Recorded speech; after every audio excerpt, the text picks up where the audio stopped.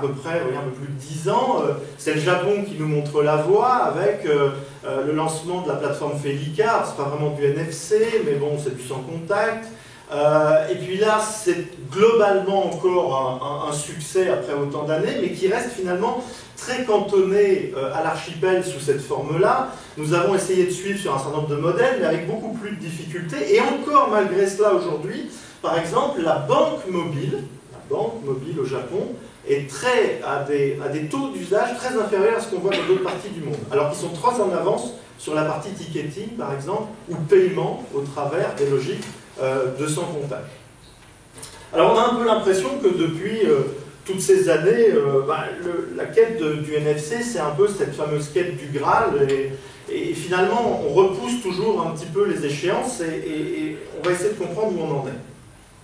On est quand même sur un effet de massification. Donc on a un marché mondial qui croît rapidement, à la fois sur les équipements de type terminaux, et notamment portés par la vague smartphone. C'est vraiment là que ça se passe, c'est que le premier device, c'est le smartphone. Donc porté par la massification du smartphone, évidemment le NFC croît de façon importante. Il croît également parce que les coûts s'effondrent et se sont effondrés de façon significative depuis qu'on s'était vu dans ce genre de rendez-vous. Donc là, ça joue par exemple beaucoup sur la partie étiquette, par exemple. Donc pour le retail, cela a permis, on va y revenir tout à l'heure, de commencer à avoir des déploiements aussi beaucoup plus massifiés. Donc en fait, les leviers que l'on observe qui sont les plus efficaces dans ce domaine aujourd'hui, ce n'est pas tellement le paiement d'ailleurs. C'est plutôt dans un premier temps tout ce qui est marketing, donc échange de coupons, gain direct, il faut un gain pour l'utilisateur. Donc le NFC, ça permet d'aller vite, donc on peut avoir éventuellement cette logique de gain,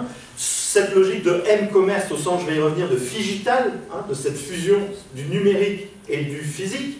Et bien évidemment, Ali l'a dit et je le redirai également, du fait que NFC Forum et GSMA poussent très très fort le NFC pour que ça devienne vraiment le standard.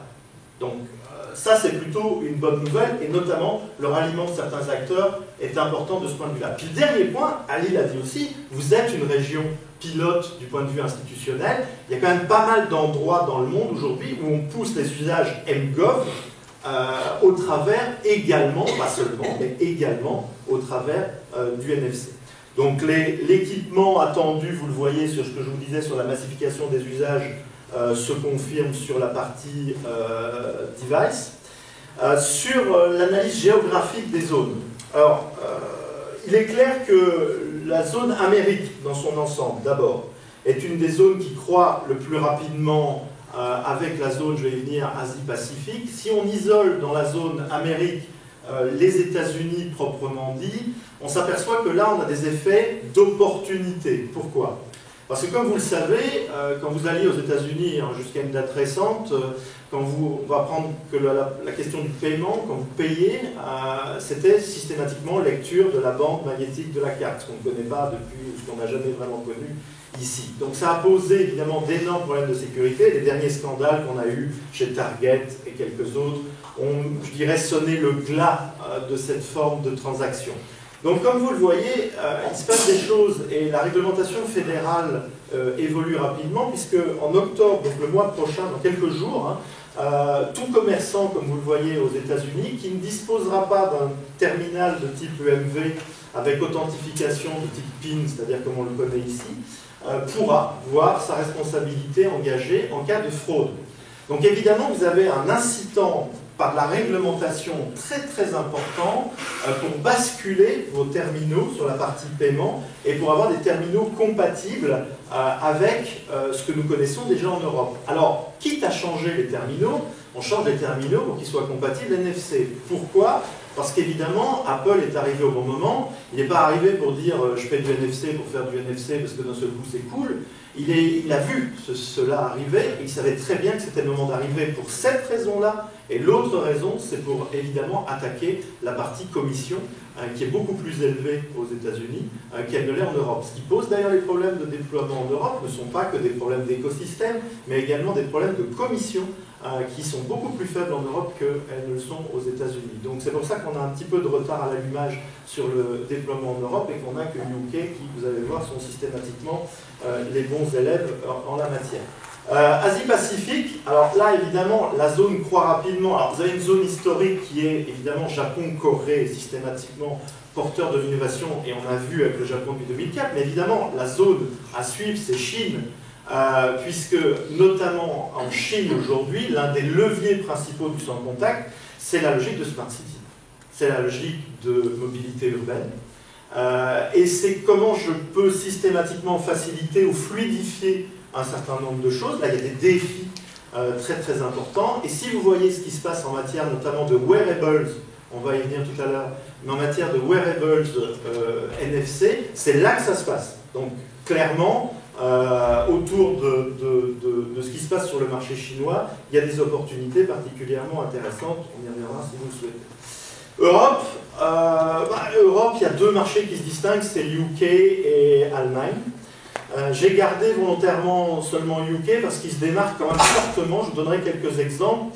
Alors, ce n'est pas forcément une démarque systématiquement liée au smartphone proprioception, c'est tout système, on va le voir, sans contact, et c'est notamment porté par le déploiement important de cartes bancaires, crédit, débit, sans contact aujourd'hui. Donc, si vous êtes allé, j'étais à Londres la semaine dernière, si vous êtes à Londres régulièrement, vous apercevez que, par exemple, si vous passez dans un Nero Café ou quand vous allez chez Prêt à Manger, tous les terminaux, déjà depuis un certain temps, sont compatibles sans contact, sont compatibles NFC. Et si vous regardez un petit peu rapidement ce que font les clients, systématiquement, vous avez vu un basculement d'usage sur les 2 dernières années. Vous voyez systématiquement aujourd'hui un paiement par carte sans contact. Ou quasi systématique, et ça c'est très intéressant parce que c'est un excellent élément de pédagogie en termes de pédagogie des usages et de basculement vers le NFC. Donc on va encore rester optimiste malgré tout, hein. On dit toujours que c'est l'année suivante, mais selon certains cabinets d'études, et j'en rencontre beaucoup, donc les Deloitte, j'étais chez Gartner la semaine dernière, donc je les rencontre souvent parce qu'on fait le même métier globalement. Si vous prenez ce que Deloitte annonce dans ses dernières analyses, vous apercevez que systématiquement, on est probablement à une phase de basculement du fait notamment du prééquipement des utilisateurs. Maintenant, il faut faire coïncider ça avec ce que je disais, notamment avec l'instant mobile. Évidemment, Apple est un élément très très important de l'écosystème. Le seul problème, c'est que pour l'instant, il réserve ça, comme Ali l'a dit, à ses propres besoins. Donc vous avez beau avoir le dernier 6S Plus dans votre poche ou votre Apple Watch, ça ne vous sert à rien sur la partie NFC. Donc c'est pas pour ça que les gens aujourd'hui en Europe, par exemple, l'achètent. C'est peut-être pas vrai ailleurs pour l'avenir. Donc il faut prendre garde à ça parce que évidemment aujourd'hui, on a dit enfin Apple y est, sauf que pour l'instant c'est réservé à Apple, point barre, ils ont le contrôle total sur le truc. Alors je l'ai dit, le levier du transport, et c'est important pour la région, parce que la région a souvent joué là-dedans, et nous aussi, en tant que région voisine, nous avons commencé à déployer les systèmes sans contact dans les transports, notamment la fameuse carte Mobib, qui a d'abord été déployée à Bruxelles et qui est ensuite déployée en région, et qui permet aujourd'hui d'avoir par exemple des transports combinés entre pays. Donc de région wallonne à Nord-Pas-de-Calais, on peut utiliser par exemple sa carte mobile pour venir vous voir à Lille et faire un peu de shopping. Ça commence à être bien sympathique. Donc là aussi, il y a une forme de standardisation au travers notamment de certains consortiums qui sont en train systématiquement de se développer. Voilà par exemple sans doute un consortium intéressant à suivre de ce point de vue. Autre défi, évidemment, c'est l'adaptation des transporteurs. Donc j'étais à Londres la semaine dernière, j'ai vu les gens de TfL qui étaient au rendez-vous Gartner. Il est clair que si vous prenez TfL, il y a un effort très particulier d'adaptation dans le temps, je l'avais déjà dit il y a 3 ans, sur les nouvelles technologies. Regardez ce qui s'est passé par exemple avec les cartes bancaires sans contact. Et le jour où il a été possible de payer avec sa Mastercard ou sa Visa sans contact dans le métro et dans les bus, ça a été un véritable basculement, mais ça n'a pas suffi de mettre à jour les systèmes techniques. Il y a une dimension animation, c'est-à-dire que par exemple, il y avait une gratuité de certains trajets à partir du moment, vous savez qu'il y a on payait un maximum sur Londres, donc il y avait à un moment, il y avait une forme de gratuité indirecte, si vous ne pouviez pas dépasser un certain price cap, quand vous utilisiez par exemple votre carte de crédit sans contact, et donc il y a un effet d'animation. Donc si vous voulez, Encore une fois, c'est très important pour les usages, la technologie ne peut pas se développer si vous n'avez pas une partie importante de l'animation. Et là, par exemple, c'est un défi important pour les transporteurs, notamment, comme vous le voyez, par exemple, sur de nouveaux usages liés au wearable. Rôle pédagogique des systèmes sans contact sur les cartes, donc au Royaume-Uni, très important. On voit vraiment ce décollage rapide, voilà les derniers chiffres de juin 2015, ce décollage rapide dans les usages. Et vous savez, observer les usages, ça peut paraître idiot, mais parfois s'installer et regarder ce qui se passe dans tel ou tel commerce. S'installer comme un simple client dans tel ou tel hall de gare, on apprend beaucoup de choses. Donc on apprend souvent beaucoup plus de choses que parfois par de brillantes études marketing, parce que ce qui est intéressant aussi, c'est d'aller écouter ce que les gens disent au premier niveau qui recueille les difficultés, c'est d'écouter l'utilisateur, et je pense que là, il y a un effort particulier qui est fait. Paiement mobile, est-ce véritablement cette fameuse arlésienne? On voit la difficulté qu'il y a aujourd'hui à faire démarrer le paiement mobile depuis plusieurs années, y compris en France. Cette balkanisation, plusieurs services ont fermé d'ailleurs. Donc ça, c'est vraiment une difficulté. On voit par contre le succès de tout ce qui est vertical wallets, donc systématiquement des porte-monnaies électroniques compatibles mobiles qui peuvent être rechargés et qui sont liés par exemple à une enseigne particulière aujourd'hui ou connaissent une croissance particulière. De ce point de vue Starbucks, le modèle Starbucks est très intéressant, mais ne doit pas être limité au paiement. Ce qui est très important, c'est toute la partie mobile order et le fait que vous pouvez aujourd'hui, qui sont généralisés depuis quelques semaines à l'ensemble du territoire américain, la possibilité de précommander par exemple ce que vous allez acheter comme café depuis votre mobile à la sortie du métro, et dans le magasin d'avoir des interactions particulières, ce qui établit également toute la logique de data au service du suivi client. Donc ça, c'est un modèle vertueux, mais on le voit déjà, on glisse vers un mix technologique qui probablement est la seule formule gagnante à terme. Donc on l'a dit, c'est Apple Pay qui tire aujourd'hui le marché très clairement du paiement sur les territoires là où il est déployé. Mais si vous regardez bien la rapidité de déploiement d'Apple Pay, vous apercevez que par exemple quelques jours après le déploiement d'Apple Pay, on avait déjà des taux d'utilisation significatifs, si je puis dire, dans certaines enseignes qui jouaient le jeu dès le départ. Donc là encore, je répète ma prédiction d'il y a 3 ans, je pense que c'est aujourd'hui des gens à ne pas perdre de vue, parce que très clairement, ce qui viendra des GAFA continue aujourd'hui à driver le marché. Mais Apple, c'est 15% du marché globalement aujourd'hui mobile, donc la vraie massification, elle vient globalement d'Android aujourd'hui, si on est sur la logique smartphone.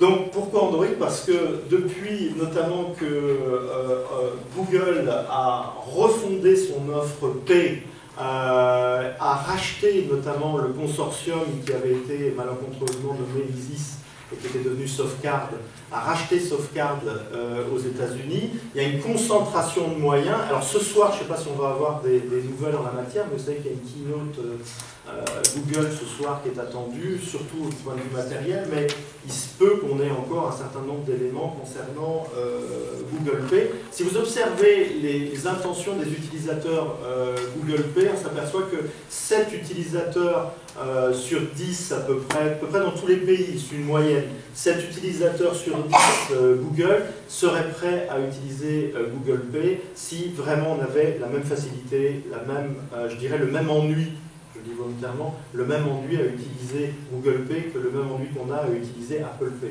Retenez bien cette formule, le même ennui. Parce que c'est simple, aussi simple que ma carte bancaire. Okay? Parce que ma carte bancaire, elle est dans mon portefeuille depuis très longtemps, elle est très robuste, elle tombe rarement en panne. C'est ça que l'utilisateur veut, n'oubliez jamais. Donc cela produit des effets collatéraux importants, avec disparition des solutions qui avaient ébranlé le marché en matière de paiement, qui étaient des francs-tireurs, un petit peu des corsaires en la matière, comme Square aux États-Unis, qui se convertit également au NFC, et des acteurs plus importants également comme PayPal ou autres. Et donc finalement, cela nous amène aux caractéristiques gagnantes du NFC. Alors, les caractéristiques gagnantes du NFC, c'est finalement qu'il peut avoir des contextes d'usage, moi j'appelle ça des scénarisations d'usage qui sont extrêmement variables, et donc ça vous ouvre un champ extrêmement large de déploiement potentiel. Ça peut amener suffisamment de sécurité. Alors, tu sais, la sécurité, bon, quand on parle de paiement, elle est importante. Maintenant, pour du couponing, elle l'est sans doute nettement moins. Donc, la sécurité, elle est toujours proportionnelle au risque, bien évidemment. Donc, ne faites jamais de la sécurité un épouvantail, sauf si vous êtes sur des applications extrêmement critiques, naturellement. Et vraisemblablement, les efforts faits autour de la standardisation autour du NFC font qu'aujourd'hui, on a une sécurité technique beaucoup plus réelle. En revanche, on a des problèmes de perception de la sécurité.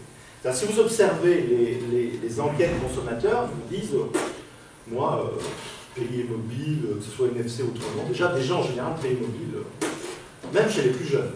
Donc ça reste aujourd'hui une appréhension systématique de cette logique-là. Et puis il y a un fait aussi important. Attention, l'innovation va très vite, vous êtes des acteurs de l'innovation va très vite et l'utilisateur final en ce moment est en train de décrocher. Donc si vous regardez un baromètre lié à l'innovation qui s'appelle le baromètre Edelman, qui existe depuis 2001, on s'aperçoit que cette année, on a le plus mauvais score en matière de perception de l'innovation par l'utilisateur final. Première fois qu'on a ça.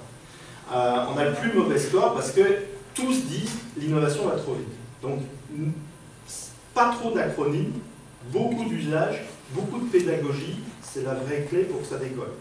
Et donc, derrière, évidemment, une fois que l'utilisateur y a goûté, on va encore y revenir, il s'aperçoit que c'est extrêmement simple, et donc il y revient naturellement. Donc, on peut espérer qu'à partir de cette année, véritablement, NFC soit ce qu'on appelle souvent, chez les anglo-saxons, the new normal. C'est-à-dire que ça devienne finalement quelque chose de naturel, qu'on ne voit plus. J'insiste sur la disparition de la technologie. On est quand même dans une logique très pervasive de la techno. Donc il faut aussi que le NFC s'inscrive dans cette logique pervasive. J'achète pas quelque chose parce qu'il est forcément NFC. J'achète quelque chose parce que ça va me permettre de me faciliter la vie. Donc, souvenez-vous de ce qu'on avait vu tout à l'heure avec SpeedPass. Alors, l'histoire a des raccourcis parfois qui sont assez saisissants, et on revient au Royaume-Uni. Il y a à peu près 18 mois, 2 ans, ou à peu près, Barclays, qui est un des réseaux bancaires les plus importants, lance un peu avant tout le monde une solution NFC qui a de multiples déclinaisons, qui s'appelle BPay, donc orientée sur le paiement, et qui, comme vous le voyez, peut avoir une déclinaison en wearable, donc un bracelet type bracelet Fitbit ou Jawbone par exemple, ça ressemble beaucoup à ça, peut se porter sur un trousseau de clés ou peut être collé au dos de votre smartphone, ce qui résout aussi des problèmes de compatibilité. Donc lancement auprès de 10 000 utilisateurs, plutôt un bon retour, notamment de la partie clés et wearable. Et ça a été généralisé depuis l'année dernière à l'ensemble de la clientèle, mais également des non-clients de la banque. C'est important en termes d'ouverture. C'est un compte prépayé, donc maximum de transactions. Alors c'était 20 livres jusqu'à une date récente, je pense que ça vient de passer à 25. Il faudrait vérifier, mais je pense que ça vient de passer à 25. Il m'a semblé voir ça. Et le montant maximum sur le porte-monnaie, 200 livres. Ça marche bien aussi parce qu'on peut autoriser les enfants à utiliser ce genre de système via une application mobile. Donc là, encore une fois, les enfants peuvent avoir ça autour du poignet ou avoir le porte-clés, et donc ça peut simplifier un certain nombre de choses de la vie quotidienne. Précisément, un bon exemple de déploiement du sans contact, c'est évidemment, il y en aurait d'autres, mais c'est Disney avec le Magic Band, qui revient systématiquement dans les bons exemples marketing en termes de déploiement aujourd'hui. Pourquoi? Parce que c'est une vraie simplification du parcours client à la fois dans les parcs, mais c'est également, de l'autre côté, un moyen de recueillir beaucoup de data sur les utilisateurs. Et ça en déploiement dans plein de resorts, notamment d'hôteliers. On peut même arriver à des deals sur la privacy, par exemple. Donc on pourrait imaginer, je vous offre 4 jours de plus de vacances dans le resort, mais vous portez un bracelet de ce type qui va à la fois vous simplifier la vie dans les usages des différents services, mais on va recueillir des datas sur vous. Donc, moi j'aime bien le terme de simplexité. On vit à une ère où finalement la techno est encore beaucoup trop compliquée pour un certain nombre d'utilisateurs, contrairement à ce que vous pourriez imaginer. Et donc, à partir de là, il faut leur amener cette simplicité dans la complexité. On attend donc, probablement, on a parlé des objets connectés, je pense qu'en effet, c'est là où probablement on a un rebond important pour le NFC. Et donc, on s'aperçoit que tout ce qui est wearable, systématiquement, colle bien à ces usages, et notamment également pour les logiques de paiement. Je pense même que pour le début de la prochaine décennie, on devrait avoir des systèmes quasi autonomes de paiement. C'est-à-dire que quand vous voyez par exemple des systèmes de voitures autonomes qui commencent tout doucement à voir le jour, on pourrait imaginer que certains objets connectés puissent par exemple être relativement autonomes pour payer sur la base d'agents intelligents. Donc ça, c'est des prévisions qui commencent déjà un petit peu à voir le jour chez un certain nombre d'acteurs. Et donc il faut là aussi avoir des scénarios très différents en fonction, on l'a dit, de la proximité d'usage. Je suis à côté de la borne, ça ne pose pas de problème, mais en revanche, je suis très loin, il me faut d'autres types de techniques.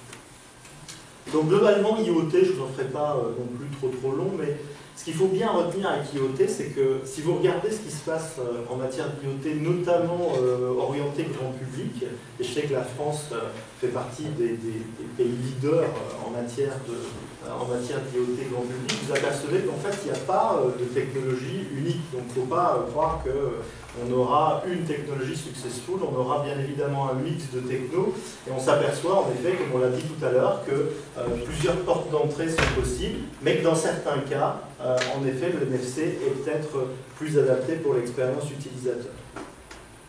On entre dans cette économie sensorielle, qui est cette économie des capteurs, comme on l'a dit, et donc, est-ce que finalement le NFC n'a pas vocation, on a dit, logique pervasive, est-ce qu'il n'a pas logique à devenir également, est-ce qu'il n'est pas logique qu'il devienne également quelque part une extension de nous-mêmes? Alors, très intéressant, c'est d'aller repérer un peu les projets Kickstarter autour du sans contact. Kickstarter, vous le savez, plateforme de crowdfunding, intéressant parce que 40% des projets sont à peu près financés, donc c'est une plateforme assez efficace. Et si vous regardez par exemple ce site qui s'appelle Hiker, c'est une bague connectée NFC. Donc ce qui est très intéressant, c'est que le projet est en cours, donc vous pouvez aller voir. L'objectif est de recueillir, c'est une fintech qui lance ça, très intéressant de voir aussi le positionnement, c'est une fintech britannique. Et donc l'idée, c'est d'avoir cet objet qui devienne un objet naturel, qui ne soit pas soumis aux contraintes, notamment on l'a dit tout à l'heure, j'ai plus de batterie, j'ai un certain nombre de contraintes qui sautent par ce moyen. Alors ils veulent recueillir 700 000 livres, je crois qu'ils étaient à 250 ou 300 000 par là, et je crois qu'il reste 25 jours à peu près, donc vous pouvez également peut-être apporter un peu de fonds. Je ne touche rien, assurez-vous, je ne suis pas actionnaire de la société. L'idée, c'est d'aller bien au-delà des simples paiements, comme vous le voyez. Donc, ils vous montreront les scénarios d'usage. Donc, les scénarios d'usage sont très étendus. Donc, je peux très bien passer chez TfL à Londres et payer mon bus, mon métro par ce moyen, très simplement. Je rappelle quand même que lorsque vous payez chez TfL avec l'iPhone, par exemple, donc vous devez sortir votre iPhone, vous l'approchez de la borne, et en même temps, vous devez utiliser un mix de technologies, puisque vous devez utiliser aussi la technologie fingertip. Donc, vous êtes comme ça, en fait. Réfléchissez à l'usage ou observez l'usage. En fait, il est plus rapide d'utiliser votre carte Oyster, globalement, ou presque plus rapide. Avec une montre, ça pose aussi le problème de quel côté je la porte. Donc, je rappelle que les bornes sont de ce côté-là. Généralement, la plupart des gens portent leur montre de l'autre côté. Donc, vous allez devoir croiser, ce qui est aussi pas forcément toujours évident dans les usages. Donc systématiquement au-delà du paiement, je peux également y mettre des informations personnelles. En tout cas, je peux avoir des informations personnelles sur le serveur qui font que quand j'ai un accident, on peut scanner rapidement cela, ou je peux échanger des informations de contact, le cas échéant. Et puis, on l'a dit tout à l'heure, je peux faire du contrôle d'accès de façon très naturelle. Alors, l'un des champs les plus importants en matière de développement aujourd'hui, et vous êtes une terre de retail, donc ça tombe bien, de développement du NFC, c'est sans conteste le retail. Pourquoi? Parce que cette formule, d'ailleurs, avec mon ami bordelais Antoine Chotard, qui a aussi fait de la veille également, le monde physique et le nouveau canal digital. Donc les deux se sont définitivement mélangés dans cette logique digitale. Et à partir de ce moment-là, on voit déjà depuis plusieurs années ces premières expériences, hein, souvenez-vous du supermarché à Bellefeuille, Paris, et puis maintenant on en a quelques autres, hein, Quartz et des gros déploiements notamment. On voit des choses intéressantes arriver en matière d'étiquette NFC. Pourquoi? Parce que le coût s'est effondré, bien évidemment, d'une part, et parce que la massification de l'équipement smartphone est au rendez-vous du côté utilisateur. Donc le Touch and Go, moi j'aime bien par ailleurs la formule, puisque sans contact, j'ai toujours dit, je trouve ça assez réducteur, puisqu'on est contraire dans une relation, et donc on ne peut pas parler de sans contact dans une logique relationnelle. Donc j'aime bien la logique de Touch and Go pour la rapidité notamment que ça induit. Et puis très intéressant par exemple comme modèle d'animation, parce que je vous dis, il ne peut pas y avoir de technologie successful en déploiement si vous n'avez pas une logique d'animation et de gain pour l'utilisateur. C'est par exemple une enseigne comme Ointer. Ointer par exemple qui vend des jeans. Dans ces magasins, à des grands portiques, vous avez 150 références de jeans. Quand vous approchez de ces jeans, vous avez ce type d'étiquette. Alors, Ali l'a signalé tout à l'heure, il y a une identification immédiate, par exemple au travers du code barre QR, parce que tout le monde n'est pas équipé en NFC compatible, y compris les gens d'Apple, donc les utilisateurs, puisqu'ils ne peuvent pas le faire. Donc, par contre, elles sont également NFC. Donc, vous pouvez très bien approcher votre téléphone, et ça produira évidemment le même résultat qu'avec le code barre QR, c'est-à-dire que globalement, via l'application Hunter, vous allez pouvoir commander le type de jean qui vous convient. Pourquoi le commander? Vous allez le commander pour aller l'essayer. C'est-à-dire qu'une fois que vous avez dit je veux ça, ça, ça dans telle taille, automatiquement les jeans vont arriver, tomber directement dans une cabine et l'application va vous dire cabine 4, vos jeans vous attendent. Et donc ça c'est c'est une ancienne d'Amazon qui a lancé cela. Ça c'est un concept très intéressant sur l'animation parce qu'on voit tout ce qu'on peut y greffer sur la partie retail notamment. Très très beau modèle du point de vue de l'intégration totale de la technologie. Et pour finir, quelques nouveaux usages qui pourraient devenir notre quotidien où le NFC disparaît. Arjo Wiggins, papetier, qui réinvente son métier par la techno, hein, c'est la transfo digitale, hein, ça porte bien son nom cet atelier. Donc l'idée c'est de se dire je vais glisser du NFC dans du papier. Ce papier, il peut être pour plein de choses, ça peut être un menu de restaurant, ça peut être en effet des leaflets dans un magasin, ça peut être beaucoup de choses. Et là, directement encore, combinaison de l'instant mobile, hein, j'insiste, ce que dit Forrester, et moi je crois beaucoup à ça, c'est l'instant mobile. Donc faire correspondre cet instant mobile qui va devenir un micro-instant mobile. Hein. Avec le wearable, c'est plus de 2 minutes, hein, c'est un micro-instant mobile. Donc ça devient encore plus compliqué de capter l'attention du consommateur. Donc l'idée, c'est de se dire, c'est totalement naturel, sauf que j'ai la possibilité.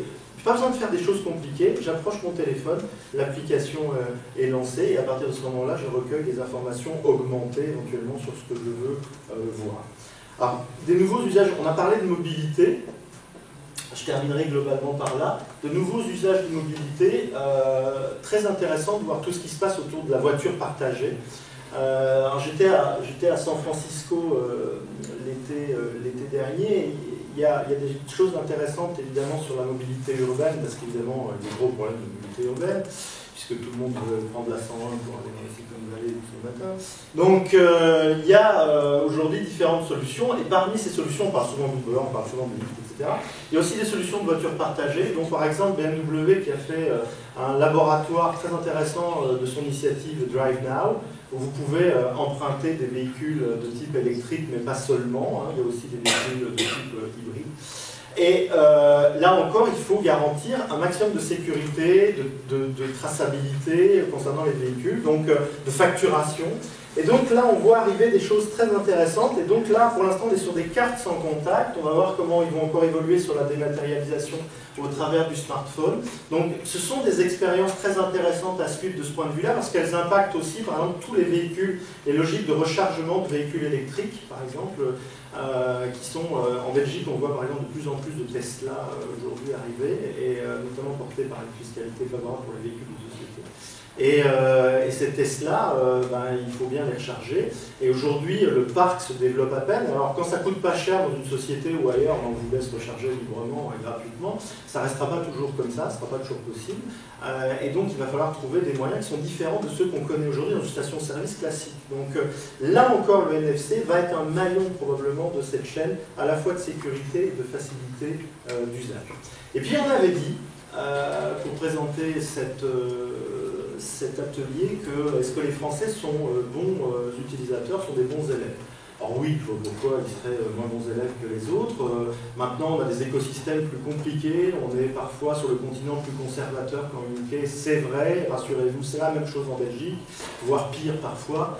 Donc il faut très clairement se dire on n'est pas si mauvais. La question est de coller réellement à ce que veulent les gens. Or, les dernières enquêtes ont plutôt fait état de dire moi, sur le paiement mobile ou le truc du NFC, rien à faire. Donc il va falloir convaincre. Et il reste un gros travail de conviction, c'est pas un travail techno, c'est un travail de conviction à mener. Donc voilà rapidement, c'est très difficile évidemment de faire un état général du NFC, mais je crois que je n'ai pas été trop long. Si jamais il y a une ou deux questions, on peut peut-être encore les prendre. En tout cas, je vous remercie. Bonjour, Guillaume Bitz. J'ai une petite question. Vous parlez beaucoup de pédagogie et de l'importance de convaincre les utilisateurs. Quand on voit par exemple que les GAFA, dans un autre sujet, ont pas fait beaucoup de pédagogie, ils n'ont pas convaincu les utilisateurs, mais c'est plutôt l'expérience utilisateur qui était au cœur de leurs idées. Alors la question est la suivante, est-ce que c'est vraiment de la pédagogie ou que mettez-vous derrière le mot pédagogie ou derrière le mot convaincre les utilisateurs? Ouais, c'est une question très importante. C'est un peu, j'ai envie de dire que c'est un peu l'auberge espagnole, on y met ce qu'on veut. D'abord, les GAFA, pour certains, ont échoué en termes de pédagogie. C'est-à-dire que Google, souvenez-vous de la première version de paiement de Google, quand vous aviez Google Wallet, il y a eu des efforts particuliers de pédagogie engagés sur le terrain, avec du steward, avec de la démonstration. Et malgré ça, ça a été un échec. Dans sa première livraison, ça a été un échec. Apple est sur un autre registre. D'abord, il est sur une communauté beaucoup plus fidèle. Il est ensuite, lui, sans doute plus centré sur une expérience utilisateur globale. Et c'est pour ça que j'ai dit que c'était probablement un mode qui fonctionne bien, Apple Pay, parce qu'il est ennuyeux. C'est-à-dire qu'il est tellement simple que ça marche.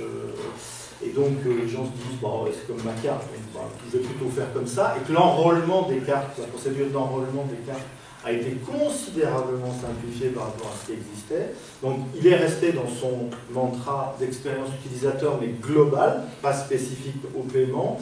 Donc sur la pédagogie, aujourd'hui, la pédagogie, c'est quelque chose qui coûte cher. D'abord, vous êtes bien d'accord.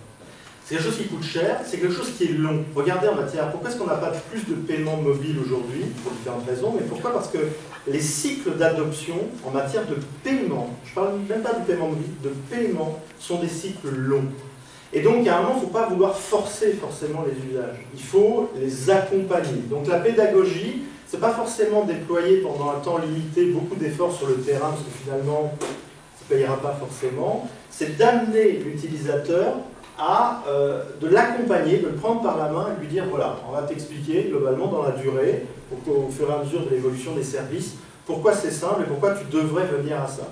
Donc ça, probablement, la pédagogie dans la durée, ce qui est quand même beaucoup plus économe, je pense, et qui est centré sur lui. Puisque si votre produit, votre service n'est pas centré sur l'expérience utilisateur, de toute façon, vous allez passer à côté. Donc la disparition de la technologie au profit de l'expérience utilisateur est fondamentale. Je prends un exemple, juste pour... on parlait d'objets connectés. Il se trouve que j'ai pas mal d'objets connectés aussi à la maison, parce que j'ai compris un certain nombre de boîtes m'en envoient pour que je fasse un certain nombre de tests. Et donc, par exemple, j'ai eu beaucoup de systèmes, Things. Par exemple, j'ai eu Netatmo m'avait envoyé aussi sa caméra reconnaissance faciale. Et donc, la caméra reconnaissance faciale de Netatmo, ce qui est extraordinaire, c'est la capacité de pouvoir reconnaître immédiatement le réseau Wi-Fi domestique. Et donc, là encore, le fait de pouvoir jouer sur l'accéléromètre en fonction d'un code couleur et de la façon dont je bouge la caméra lorsque je l'installe, provoque un certain nombre d'actions. Et ça rassure terriblement l'utilisateur. Donc en fait, intégrer dans le produit lui-même un certain nombre, grâce à un mix technologique, un certain nombre d'éléments qui n'ont qu'un seul but, la facilité d'usage, ça rassure terriblement l'utilisateur. En fait, le pire, c'est de déployer des systèmes qui sont anxiogènes. Est-ce que ça va marcher? Est-ce que je vais faire une fausse manœuvre? Qu'est-ce qui va se passer si on me vole mon truc? Etc., etc. Donc, je pense que c'est un accompagnement dans le temps, ce sont des cycles longs. Le NFC le prouve. Hein. Globalement, jusqu'à présent, regardez, on est, depuis 15 ans, on est en train de dire NFC, hein, il y en a partout. Sauf qu'on fait du NFC, comme M. Jourdain faisait de la prose sans savoir. Et c'est le but final. C'est à un moment, le NFC, pour le NFC, disparaisse. Il est là, il est utilisé, mais je me fous que ce soit ou pas du NFC. Donc la pédagogie, elle n'est pas sur la techno, la pédagogie, elle n'est pas à court terme, elle est permanente et elle est centrée sur l'expérience utilisateur, selon moi. Je ne sais pas si je réponds à votre question. Oui, peut-être vous avez un contre-exemple. Je ne veux pas lancer un débat. Non, mais allez-y. Mais justement, en fait, pour moi, la pédagogie, c'est d'avoir une action pour expliquer aux gens, de manière pédagogique, comment ça fonctionne, etc. Alors que si on a centré le sujet au niveau de l'expérience utilisateur, il n'y a même plus besoin de pédagogie. Et quand je parlais des solutions des GAFA, je ne parlais pas des solutions de paiement des GAFA, je parlais de ce qui est l'essence même de leur activité. Lorsque Google est apparu, on n'a pas expliqué aux gens que c'était un moteur de recherche super simple, avec un seul bouton, c'était les seuls à le faire, mais c'est ce qu'ils ont fait. Aujourd'hui, en fait, ils ont fait Google Plus, personne n'a compris. Quels sont les solutions? Ben oui, justement. Voilà. Oui. Ils ont eu beau essayer de l'expliquer, ça donne un... Voilà, donc pour moi... Parce que je crois qu'ils sont sortis du jeu. Justement, je pense que vous venez appuyer mes dires. La pédagogie ne sert à rien à partir du moment où on a la bonne solution. C'est pour ça que je pense que vous m'avez mal compris. Je pense que l'idée est de pouvoir fondre la pédagogie, de faire des efforts qui ne servent à rien, je suis d'accord avec vous. Je suis entièrement d'accord avec vous. L'idée est de fondre la pédagogie des usages dans l'expérience utilisateur. Donc, là-dessus, je suis raccord, hein, je ne dis pas autre chose que vous. La question est de savoir qui est capable de véritablement faire ça. Parce que souvent, on vous présente de la techno encore pour de la techno. Et aujourd'hui, même sur des usages très grand public, je vais prendre un exemple tout bête, hein, un décodeur télé. Par exemple, moi j'ai des câbleaux, je veux dire, des câbleaux qui sont puissants, et donc ils déploient les nouveaux décodeurs télé. Je peux vous assurer que le nombre de problèmes qui ne sont pas techniques, donc de problèmes de compréhension pour les utilisateurs, et on ne parle que d'un décodeur télé, okay, pose aujourd'hui grandement question auprès de la population. Donc là encore, je pense qu'ils ont beau essayer, ça leur coûte énormément d'argent de faire de la mauvaise pédagogie. Je pense que s'ils avaient centré directement cet effort dans le produit lui-même, ils y gagnaient beaucoup. Prenez une voiture aujourd'hui. Mon épouse vient de prendre possession de ce nouveau véhicule connecté. Il a fallu une demi-heure au gars pour lui expliquer, et encore, je pense qu'il ne lui avait pas tout montré. Parce qu'en rentrant, il m'a encore dit, tiens, j'étais sur la route, qu'est-ce qui se passe s'il y a ça, ça ou ça? Et donc, le gars, pour lui dire, le manuel, vous n'en avez plus, il est maintenant intégré dans le véhicule, en roulant, il ne va pas aller le voir ou il va s'arrêter pour le faire. Donc, encore une fois, il y a un effort particulier qui manque sur la formation des équipes de vendeurs sur le terrain et le produit lui-même, qui est insatisfaisant encore en termes de facilité d'usage du côté intuitif. Et ça, c'est un long chemin, mais c'est une forme de pédagogie. Hein. C'est de la pédagogie interne, d'abord qu'on s'applique à soi-même, et ensuite qu'on déploie sur le terrain. Mais je suis d'accord avec vous, hein, l'expérience utilisateur. Maintenant, je ne crois pas que ce soit un monopole systématiquement, par contre, des GAFA. Je crois qu'on est d'accord aussi.